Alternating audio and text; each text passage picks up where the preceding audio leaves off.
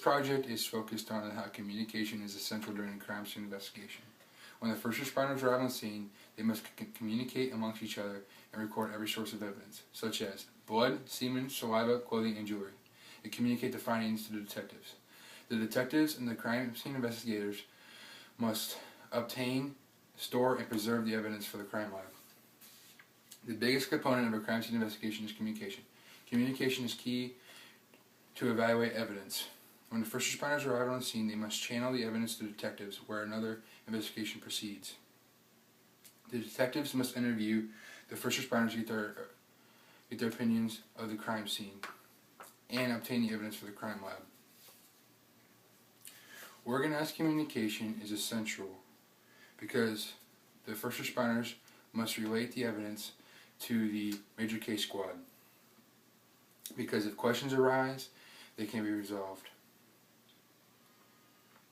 Crime scene investigators must record every piece of evidence in reference to the crime lab, such as lacerations, blood, descriptions such as height and weight. A crime scene investigator should meet regularly with the crime lab's forensics scientist to determine the most suitable manner for collecting and preserving evidence so that evidence is effective. DNA fingerprinting and examining body fluids identifies DNA, and searches proceed for the criminals or any other suitable newer criminals. While the evidence is analyzed and tested for DNA, the first responders and the overall law enforcement personnel must interview witnesses to determine height, weight, skin color, clothing, what vehicle they drove. While the suspects are questioned, their district attorney cannot prepare a trial date. I use the article format because the organization brings a better organization, and it's better to present a topic, and the feedback from is better.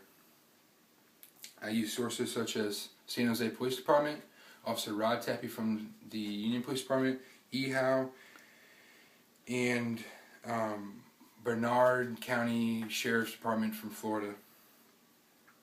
I've encountered some roadblocks, such as transitions between topics and good credible sources.